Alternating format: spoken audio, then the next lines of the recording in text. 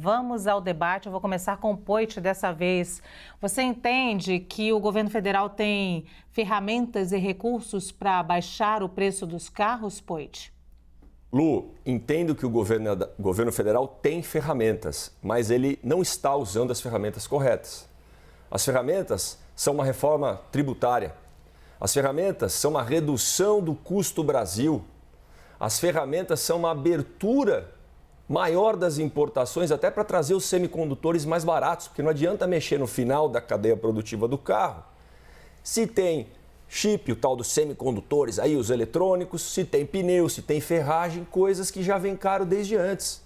Remeto, Lu, a uma thread aqui, a linguagem das redes sociais aqui no Twitch, que posta depois das outras redes, do meu amigo economista Léo Siqueira, que o Hélio Beltrão conhece.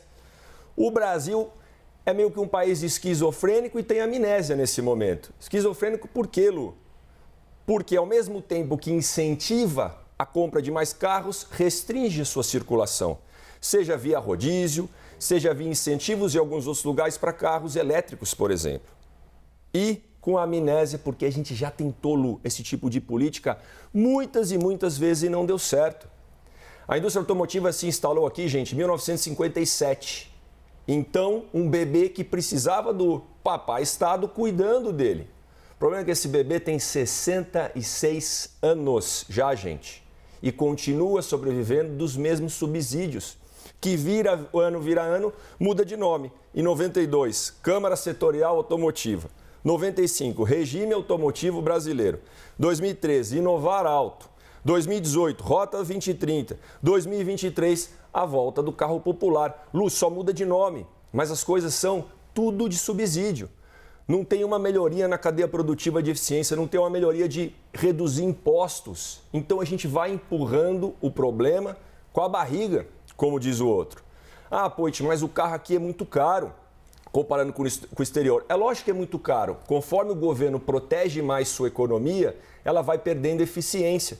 Aí chega o carro chinês barato aqui e, puxa vida, o carro vai lá e quer taxar mais importação. E esse protecionismo, gente, é muito ruim para a indústria local. Ah, Poit, então dá uma sugestão. A sugestão está dada. Governo, faça uma reforma, sabe, tributária séria. Vamos colocar para andar logo. Vamos fazer uma abertura da importação para os semicondutores e outros itens que são componentes para fazer esse carro. Vamos reduzir um pouco a máquina, dar mais liberdade para a indústria se desenvolver com mais tecnologia vindo de fora, porque senão, Lu, a gente vai continuar renovando subsídio atrás de subsídio. Não tem nada de novo nesses programas, é só subsídio que de 2020 a 2021 somaram-se 69 bilhões de renúncia fiscal. Isso, por exemplo, Lu, sabe, somando aqui, ó, só a do Inovar Auto transferiu 1,5 bilhão para a indústria automobilística, metade do que a gente gasta em saneamento no Nordeste. Então, prioridades, né, gente? Prioridades. Muito bem, Isa, quero te ouvir. Bom, primeira coisa que me chama atenção nessa notícia é que, bom, carros até 120 mil reais. Me chama atenção qual é o conceito de popular, de carro popular, né? Num país que a gente tem um salário mínimo que não ultrapassa aí R$ 1.400, me chama atenção um pouco, né, como a gente está realmente vivendo numa economia que ela está tão, assim, estourada, né, digamos assim, estafada, né, que a gente acaba perdendo de vista um pouco a realidade das coisas. E aí, nesse sentido, eu acho que é uma medida voltada especialmente para classe média e classe média média, classe média alta. A gente não está falando aqui de classe média baixa, não, viu, gente? E aí, na minha opinião, nesse sentido, eu concordo que a gente fala muito, né, contra o intervencionismo do Estado. Porém, se não fosse o intervencionismo do Estado para essa indústria, por exemplo, a gente já teria aí casos de falência, casos de demissão em massa. E aí que está a grande questão. A gente não está falando só de uma indústria que produz carros e do preço do final dos carros. A gente está falando de muitos empregos, né? Então, diante disso, eu me pergunto, será que não era muito melhor a gente pegar esse tanto de dinheiro de subsídio, investir em transporte público, por exemplo, em melhorar, né, para melhorar o transporte público da população? Porque a gente está falando aqui, essencialmente, de uma indústria de transporte, né, que fabrica meios de transporte e que é o que a população usa para ir trabalhar. Fundamentalmente, a população de classe média baixa tem um carro para ir trabalhar, com um pouco mais de conforto, ou na verdade não é nem conforto, mas com um pouco mais de previsibilidade, de você não ficar dependendo daquele ônibus que atrasa, né? Então, assim, eu acho que é uma medida meio demagógica, na verdade, num contexto social e deslocada de um contexto social real, né, do Brasil, que é de absoluta pobreza. A gente tem 30 milhões de pessoas passando fome no Brasil, né? Ocorrendo com insegurança alimentar de alguma forma. Então, me parece que a gente precisa de rever um pouco quais as prioridades de fato do Estado, para o Estado subsidiar, né, produções, enfim. Queridos amigos, ouvindo com atenção os dois aqui, eu vou falar agora com Tardelli e Hélio, mas a gente já ouviu de tudo nessa questão dos carros, e é sempre importante, eu vou botar a minha experiência também, porque sou uma mulher que vim de periferia. E tenho também a consciência de que o carro não é usado só para trabalhar, o carro é usado para um possível lazer, quando é muito difícil o transporte público em áreas muito periféricas e que essa população, às vezes, não tem acesso sequer ao lazer. Veja bem, um ônibus numa área pobre, durante a semana, corre livremente, fim de semana ele tem horário para correr, se vocês não sabem, tá? Às vezes de hora em hora, de 2 em 2 horas, de 3 em 3 horas, o que faz com que você limite o seu passeio, a sua possibilidade de passeio. Casa própria e carro próprio é também um sonho da população mais pobre. Isso está na mesa. E está na mesa também tudo que o Poit acabou de colocar, que é a questão econômica. É melhor fazer aqui ou fazer ali? A gente está num momento que a gente não tem aí condições urbanas de mobilidade, seria melhor dar o subsídio para essa parte da população ou seria melhor fazer a reforma tributária? Dá para fazer os dois? Essas são questões que vou deixar aqui para o Hélio e para o Tardelli. Hélio. Vamos lá.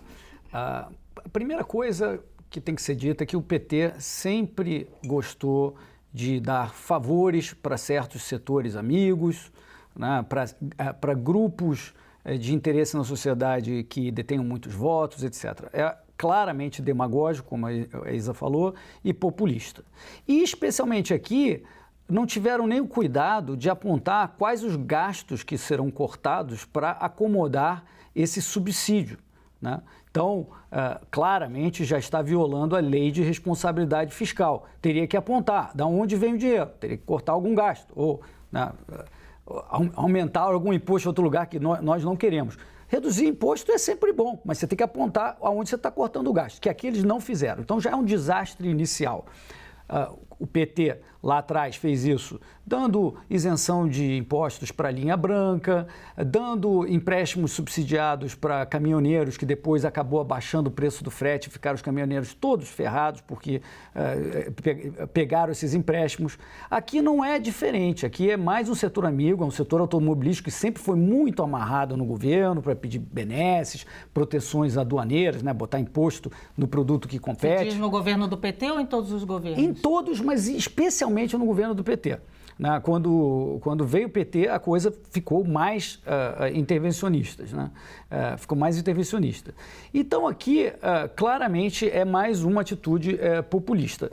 O que eles deveriam fazer é, você quer baixar imposto, aponta onde você corta, e dá para todos os setores, abaixa o imposto para todos os brasileiros, ainda que seja um pouquinho na alíquota geral de todos os brasileiros. E não um setor específico. E veja que nem é só um setor específico, já é escandaloso. É um segmento de um setor específico, que é um carro determinado e tal. Ou seja, o governo está lá de cima dizendo, eu sei aonde eu tenho que fazer essa intervenção de política industrial, eu sei onde eu tenho que ajudar a economia. Quando, na verdade, ele não deveria ter opinião de política industrial, como o PT está fazendo agora. Né? A última coisa que eu colocaria é que enquanto aí a gente está com problema ambiental, a Marina Silva está tendo problema no governo e tal, na luta pelo meio ambiente, está se criando um subsídio para um tipo de carro que é o carro que mais polui. Né, que não só é gasolina, álcool, né, o famoso ciclo Otto que mais polui, mas também os carros mais baratos, eles têm menos tratamento de catalisadores e antipoluentes. Ou seja, você está incentivando algo que o resto do governo está dizendo que não, nós estamos muito preocupados com a causa ambiental. Então, eu acho que isso tudo é um grande desastre e que começa pela desobediência da Lei de Responsabilidade Fiscal. Onde vêm os recursos, Luciana, que vão poder ser separados para conceder esse subsídio especial a um grupo aí da indústria automobilística? Segundo o governo, só uma informação aqui, segundo o governo, o subsídio ele vai ser gradativo e uma das questões é a questão do ambiental mesmo, né? Então, assim, você consegue mais subsídio, mais desconto, pode chegar acho que a 10%, se não me engano, caso haja melhorias nessas condições, inclusive a ambiental. Mas ele está incentivando mais carros e os carros que mais poluem, como é que você vai conseguir? Peraí, vamos botar ordem. Primeiro a Isa, depois eu falo. Tá, vamos lá, você, Isa. Não, só para registrar que eu tenho absoluto acordo com o que, né, você colocou, mas aí que tá. Hoje o preço dos carros, um carro popular que antes a gente encontrava realmente condições de financiamento para atingir esse setor da população, que é o setor mais periférico, hoje a gente está falando de um carro que antes tinha um preço popular, hoje está R$70 mil. Isso é totalmente fora do espectro do popular, entendeu? Então, meu questionamento é uma medida que parece ser destinada para um setor, mas ela não alcança esse setor. Então, só para deixar isso claro. Pode ser que o carro chegue a um pouco menos de R$60 mil, eu entendo, pelo menos pelos cálculos iniciais, eu entendo. Claro, não o meu cálculo, porque eu não faço cálculo, quem faz cálculo aí é o mercado. Pelos especialistas, pode chegar um pouquinho menos de R$60 mil e isso seria o menor preço e você está questionando. Isso é popular? Alguém numa situação mais pobre consegue? Não é nem um questionamento, são os números mesmo, né, que dizem. Não é real. Um carro de R$60 mil hoje para alguém que é morador do fundão da periferia não é real. É só realmente esse meu questionamento. É uma medida que ela é demagógica porque ela parece acenar para um setor mais pobre da população, um setor mais vulnerável, um setor que realmente precisa e tem direito de ter carro próprio, de ter casa própria, né? Agora, não chega, não alcança. Na verdade, eu acho que a gente tinha que ter medidas mais radicais, inclusive, para garantir o acesso da população a esse direito. E, por outro lado, a questão ambiental também é um ponto que me preocupa, ou seja, como baratear essa nova tecnologia de carros não poluentes, né? Eu não tenho elementos aqui agora econômicos para te dizer que não alcança ou alcança essa população, até porque precisaria saber como é que seria a parcela, porque tudo é em relação à população mais pobre que tem a ver com qual é a parcela que vai pagar no fim do mês. Vamos lá, Poit. Ô Lu, primeiro só um comentário, né? Acho que o governo já tem que botar os dois olhos em cima desse tema, porque é um tema que coloca, eu aqui humildemente, Isa Pena e Hélio Beltrão, pensando um pouco parecido, né, Isa? E Isa falando que concorda, o Hélio falando, olha, como a Isa falou, rapaz, governo, já volta atrás dessa medida agora. Eu vou te dizer que hoje, tudo pode aqui nesse grande debate, porque a Samantha Maia veio fazer debate aqui com o Zé Eduardo Cardoso, ela estava usando vermelho, eles concordaram, já disseram aqui, faz o L. Então, hoje tudo pode Mas, aqui nesse grande Isa, debate. Lu, o que eu queria colocar? O Hélio falou assim brilhantemente sobre a responsabilidade fiscal. Da onde vai vir essa redução aí de arrecadação das montadoras? O governo vai tirar esse dinheiro de onde? Porque pensa comigo, gente, eu já tenho uma resposta aqui, tá? E vou adiantar, é de nós, é do povo brasileiro que vai acabar pagando. E às vezes sobe no lombo do mais pobre, Lu. Agora eu vou te dizer, o governo apresenta o arcabouço fiscal, para alguns calabouço fiscal, né? O Tardelli não gosta dessa palavra arcabouço, alguns chamam de calabouço fiscal. Lu, o negócio é o seguinte, eles garantem uma despesa mínima, falam de despesa, mas não falam de corte de gasto. Com as despesas projetadas, tem que arrecadar no mínimo 150 bi a mais. Então já se prevê um aumento de imposto. Imagina que agora, além desses 150 bi, tem isso que eles vão abrir mão para a indústria. Então, da onde vão tirar tanto dinheiro? Olha, segure-se, né, quem puder aí, porque vai vir do bolso do brasileiro. De uma forma ou de outra, eles vão ter que taxar alguém para deixar de taxar as montadoras, Lu. Ô, Poit, vou aproveitar que você está falando agora Por e favor. vou trazer aqui algo que já tinha me soado mal ao ouvido quando você falou, que é o Brasil um país esquizofrênico e com amnésia. Essa semana eu tive aqui, me chamaram a atenção, telespectador, sobre essas discriminações, pessoas que estão passando por sérios problemas de saúde. Nós tivemos também essa semana, e não foi você que falou, mas algo parecido. Então, acho que, assim, em respeito, eu tenho certeza que você falou não com essa intenção, por isso estou aqui já colocando o respeito às pessoas que estão enfrentando sérios problemas de saúde, que acabam metidas nesse meio de... Na verdade, o que você quis dizer é que o governo não planejou, não sabe planejar, não sabe coordenar. Uma hora vai para um lado, vai para o outro. Mas não tem a ver com a esquizofrenia. A palavra não foi a melhor, você tem razão, faltou uma sensibilidade. Então, peço perdão por utilizar ela, né? Mas você entendeu, você que é telespectador, entendeu o que a gente quis dizer quando o governo esquece o que fez porque já deu errado e repete o erro, ou quando o governo, ao mesmo tempo, incentiva mais carros na rua, como o Hélio falou, e a Isa, carros poluentes, né? E ao mesmo tempo quer políticas ambientais, quer restringir. Não faz sentido. Gente que não sabe fazer planejamento, né? Mas, enfim, nosso respeito aqui às pessoas que estão enfrentando sérias condições de saúde. Olha, me disseram aqui para eu fazer uma pausa sem chamar Tardelli. Posso? Nossa Senhora. Você pode tudo. Tudo. Na volta... Tudo. Não, tudo. Disseram que eu posso ir com você. Então, vamos lá, então. Tardelli, deixa eu ouvir. Eu vou... A gente tem que pensar o seguinte, deve ter havido uma pressão das montadoras, um lockdown das montadoras, elas estão com capacidade ociosa muito grande. E na pressa pensou-se numa solução que não é uma solução adequada. Primeiro, que 60 mil reais é barato para quem? Certo? Estava fazendo uma conta aqui, são em torno de 45 salários mínimos. O problema não está no preço do carro, o problema está na taxa de juros. Financiar esse carro é uma loucura. É o que eu falei, não vai caber na prestação. Não vai caber na prestação. Hoje, a troca do carro, para a gente parafrasear o Manuel Bandeira, é uma aventura de tal modo inconsequente que ninguém está trocando. A nossa frota está envelhecendo na rua. Por quê? Não é que o carro está caro? Está caro. Mas vamos reduzir 10%. Reduz a metade. Mas nessa taxa de juros, ninguém vai comprar. Né? Converse com o motorista de aplicativo, que eu uso bastante, né?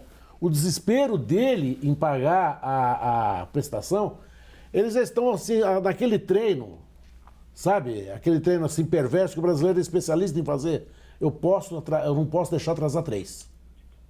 Ele atrasa 2, porque na terceira toma o carro. Há um hábito instalado nesse sentido. Então, todo mundo está empurrando com medo de perder o pouco que já tem. Essa medida não é uma medida que vai ser eficiente, até porque o decreto nem está pronto, não se sabe como é que vai ser, não se sabe sequer, eu imagino, que o Ministério da Fazenda tenha sido comunicado disso. Me pareceu que alguém pulou com o cavalo na frente. Já ia te perguntar, então por que anunciaram? Então, por que anunciaram? Vai ser um outro pito por aí chegando, porque nós não sabemos como vai ser. Né? Ninguém sabe como vai ser. A medida, me parece, que vai dar com o carro no brejo. O carro no brejo é boa.